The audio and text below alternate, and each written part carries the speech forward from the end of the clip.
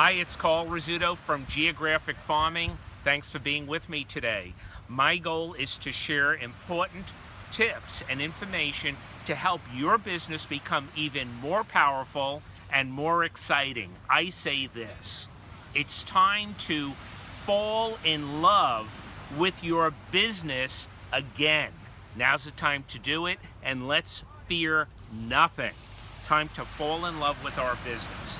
Now, when we get on our lead calls, we have to have one primary goal, and that goal is to set an appointment.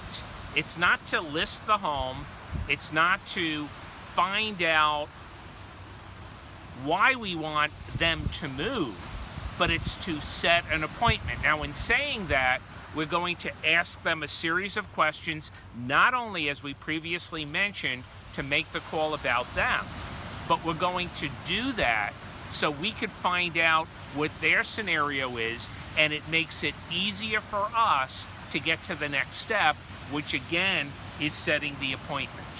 Now, if you remember, in one of the first videos you and I spent on together, I shared with you the two things that really matter in the real estate business. I'm going to share that information with you again.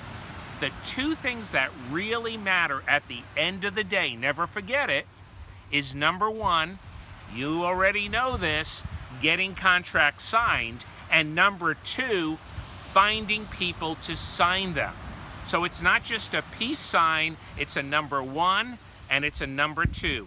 Our job, our business, our goal is to get contracts signed and finding people to sign them. That's our primary focus.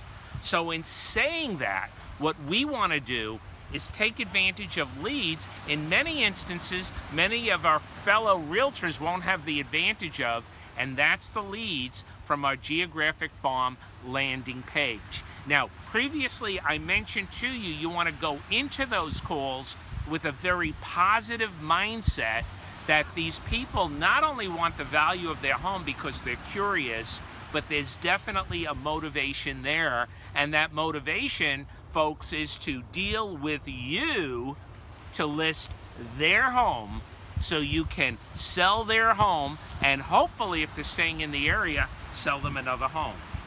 So many people may have a need. We just need to find out what that need is. However, what you always want to remember is this. Two things, actually. Number one, don't take rejection personally. But number two, a key thing is people naturally are slow movers and hold off slowly. In other words, they don't say, oh, I can't believe you called. Could you come over tomorrow? By the way, bring a listing contract, and please remember to bring the sign. Doesn't happen that way, folks. We have to work it. So what we want to do is recognize you're going to have some objections along the way. One of those objections are, we want to wait, or we're just thinking about it. As realtors, as professionals, we want to go beyond that and help them every way we can. And I'm going to share that with you. So when they want to wait, you want to know that it's only because most people wait. However, what we want to do is inspire them to move in the direction that they really want to go without the waiting process. So that's an objection handler. And one way of handling that is to say something like, I hear you, and I want what you want. However, if you do want to move to Atlanta, why wait? Number one, it could take anywhere from 1 month to 2 to 3 months to sell your home. And then once we sell it, it could take another month or two for it to close. Number two, if you want to be there, why be here? I can help you with your relocation needs. So why don't we do this? Let's set an appointment so I can take a look at your home, and then at that point, we can go from there. Mr. and Mrs. Seller, or Mr. Seller, or Mrs. Seller, or Tom, or Mary, or Kathy. Does that make sense? And then you close for the appointment. So what we want to do is we want to successfully work around whatever the situation is. One of the key ways of doing this is to really know your scripts and, very, very important, work, practice, role play on those objection handlers.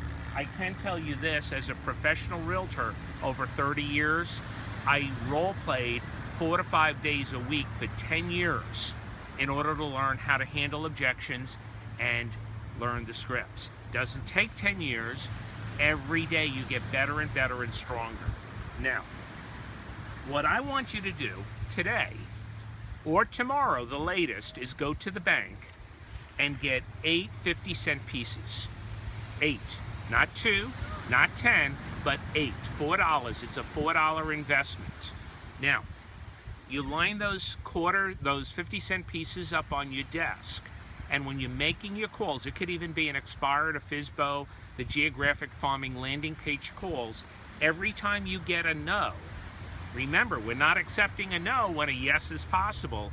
Every time you get a no, you're going to move that 50-cent piece from the left side of the desk to the right side of the desk, and you're not going to get off the phone unless you attempted to close at least 7 or 8 times to set the appointment, or they hung up on you, or you set the appointment after 2 closes. But it's a great visual tool for you. Go to the bank, it sounds silly, go to the bank and get some 50-cent pieces, 8 of them, not 2, not 10, but 8, okay? And then start to use them. I promise you it will work. So let's take that $4 investment and let's parlay it to a $10,000 investment and then replicate it. It will happen. Now, keep all those coins going left to right till you set the appointment.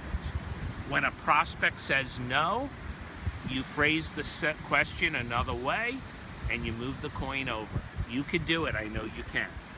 Now, typically, most agents get off of the phone after about the first or second no. That's the mistake. The reason is, it takes many times 4 or 5 no's to get the yes. We were fortunate enough to get them on the telephone.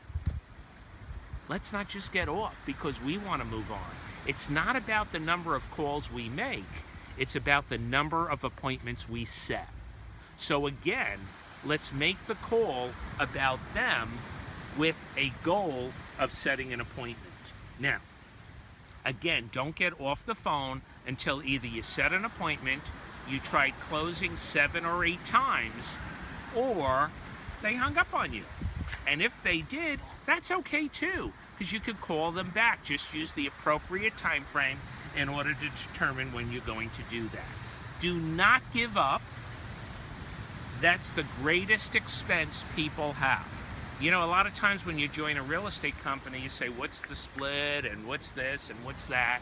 The real expense is when we give up, we're not going to do that, okay? We're getting leads others aren't getting. Let's take advantage of it. And learn, finally, as we close this video in Jupiter, Florida, remember, always learn closing techniques.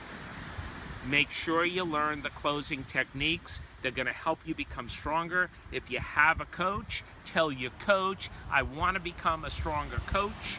I want to become a stronger closer, And if you have a team, figure out what you want to do to help your team members become stronger closers, which become a win-win-win. A win for them, a win for the client, and a win for you. So in closing, again, I'm going to say 2 things. Number 1, smile and have fun. And number 2, ABC, always be closing. Have a great day. Thanks for watching. It's Rizzuto with Geographic Farming.